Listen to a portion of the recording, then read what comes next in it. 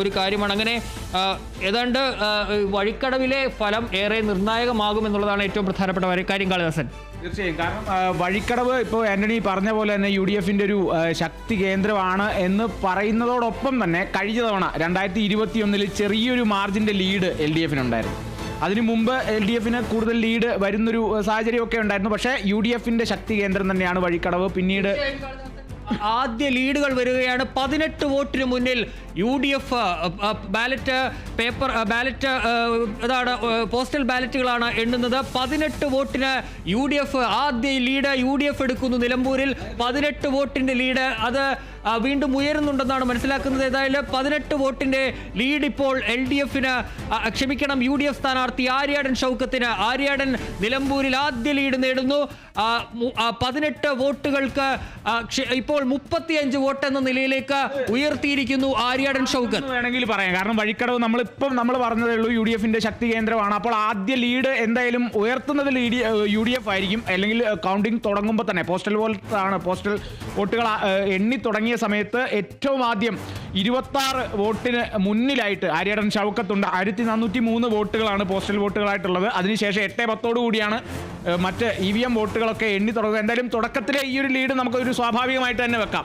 കാരണം വഴിക്കടവിനെ സംബന്ധിച്ച് UDFനെ സംബന്ധിച്ചൊക്കെ അവിടെ ഭയങ്കര ഇപ്പോൾ പോസ്റ്റൽ ബാലറ്റുകളാണ് ഇപ്പോൾ എണ്ണുന്നത്. ആ ഘട്ടത്തിൽ ഒരുപക്ഷെ ഇനിയും ഫലം മാറി മറിയാൻ സാധ്യതയുണ്ട്.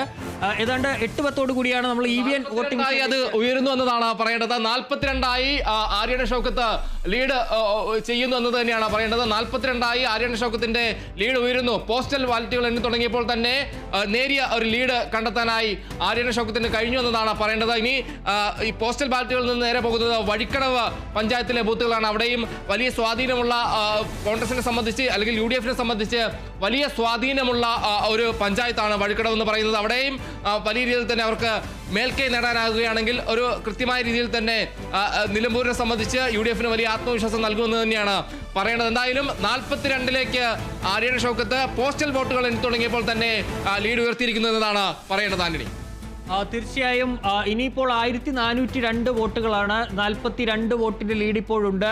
ഏതായാലും അതൊരു പക്ഷേ മാറാനുള്ള സാധ്യതയുണ്ട്. സാധാരണ നിലയിൽ ലീഡ് വരുന്നതും പിന്നീട് താഴുന്നതും ഒരു പതിവാണ്. ഏതായാലും നമുക്ക് EVM ഫലങ്ങൾ എങ്ങനെയാകുമെന്നുള്ളതാണ് ഏറ്റവും പ്രധാനപ്പെട്ട ഒരു കാര്യമായുള്ളത്. ഏതായാലും അതിലും ഒരു മുന്നേറ്റത്തോടെ തുടങ്ങാൻ കഴിയുമെന്ന് തന്നെയാണ് UDF പ്രതീക്ഷിക്കുന്നത്. അൻവർ ഇത്തവണ LDF ഇല്ല എന്നുള്ളത് ഒരു പ്രധാനപ്പെട്ട ഘടകമായി എടുക്കുന്നു. വിവിധ ഘടകങ്ങൾ UDF ഇത്തവണ അനുകൂലമായി പ്രതീക്ഷിക്കുന്നുണ്ട്.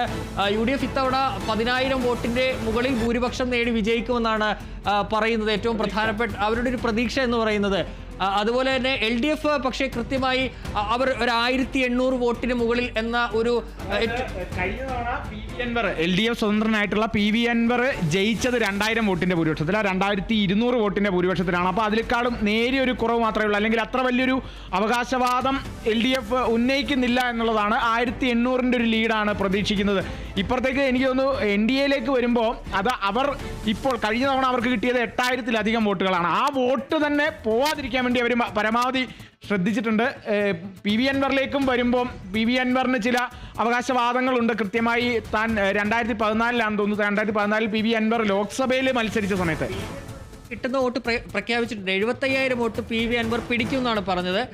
പക്ഷേ 75,000 പിടിച്ചാൽ ഈ മൊത്തം മണ്ഡലത്തിന്റെ എത്ര ശതമാനമാണ് 75,000 വോട്ട് എന്നുള്ളത് ആലോചിക്കണം. PV അൻവറിന് എത്രത്തോളം PV അൻവർ മാക്സിമം പിടിക്കാൻ പോകുന്ന വോട്ട് എന്ന് പറയുന്ന ഒരുപക്ഷെ 20,000 വരെ വോട്ടുകൾ പിടിക്കുമെന്നുള്ളൊരു വിലയിരുത്തലാണ്. പരമാവധി ഒരുപക്ഷെ അത് 10,000. 178 ലീഡ് ഉയരുന്നു എന്നതാണ് ഈ നിമിഷത്തിൽ ഏറ്റവും പ്രധാനമായി പറയുന്നത്. 178 പോസ്റ്റൽ ബാലറ്റുകൾ എണ്ണി തുടങ്ങിയപ്പോൾ തന്നെ 178 ലീഡ് ഉയർത്തിയിരിക്കുന്നു എന്നതാണ് ആര്യാടൻ ഷൗക്കത്തിന്റെ ആദ്യ ഫലസൂചനകളെല്ലാം തന്നെ പുറത്തു വരുമ്പോൾ കാണേണ്ടത്. എന്തായാലും അവിടെ UDFന് വലിയ രീതിയിൽ തന്നെ UDFന്റെ ക്യാമ്പിൽ ഇപ്പോഴേ ആഘോഷമൊക്കെ തുടങ്ങിയിട്ടുണ്ടെന്നുള്ളതാണ് ഏറ്റവും പ്രധാനപ്പെട്ട കാര്യം. ഇപ്പോൾ 173 വോട്ടിന്റെ ലീഡിലേക്ക് ആര്യാടൻ ഷൗക്കത്ത് എത്തുന്നു. 183 എന്ന നിലയിലേക്ക് ആര്യാടൻ ഷൗക്കത്ത് തന്റെ ഈ പോസ്റ്റൽ ബാലറ്റുകൾ എണ്ണി തുടങ്ങുമ്പോൾ എത്തിയിരിക്കുന്നു. എനിക്ക് തോന്നുന്നു ഇപ്പോൾ EVM വോട്ടിംഗ് മെഷീനുകൾ EVM-ലെ വോട്ടുകൾ കൂടി എണ്ണി തുടങ്ങിയിരിക്കുന്നു. 183 എന്ന നിലയിലേക്ക് ആര്യാടൻ ഷൗക്കത്ത് ഉയരുന്നു. അതേ ആദ്യ ലീഡ് നിലമ്പൂരിൽ ആദ്യ ലീഡ് സ്വന്തമാക്കുന്നു ആര്യാടൻ ഷൗക്കത്ത്. UDF-ന്റെ സ്ഥാനാർത്ഥി ആര്യാടൻ ഷൗക്കത്ത് നിലമ്പൂരിൽ ആദ്യ ലീഡ് 183 വോട്ട്. 183 വോട്ടിന് ആര്യാടൻ ഷൗക്കത്ത് മുന്നിൽ. ഏതായാലും LDF അതുപോലെ തന്നെ NDA അതിന്റെ എത്ര വോട്ടുകൾ നേടിയെന്നുള്ള ഫലം അല്ലെങ്കിൽ ആ ഒരു വിവരം ലഭിക്കേണ്ടതുണ്ട്. പക്ഷേ ആദ്യ 15 മിനിറ്റിലേക്ക് എത്തുമ്പോൾ ആര്യാടൻ ഷൗക്കത്തിന്റെ ലീഡ് 200ലേക്ക് എത്തുന്നു. 200-നടുത്തേക്ക് 183 എന്ന നിലയിലേക്ക് ആര്യാടൻ ഷൗക്കത്ത് മുന്നിൽ. ഇപ്പോഴേ UDF ക്യാമ്പിൽ ആഘോഷം തുടങ്ങിക്കഴിഞ്ഞു. പക്ഷേ ആ ആഘോഷം തുടരാൻ കഴിയുമോ തുടങ്ങാൻ സമയമായോ എന്നുള്ളതാണ്. നമ്മൾ പോസ്റ്റൽ വോട്ട് മാത്രമേ ആയിട്ടുള്ളൂ.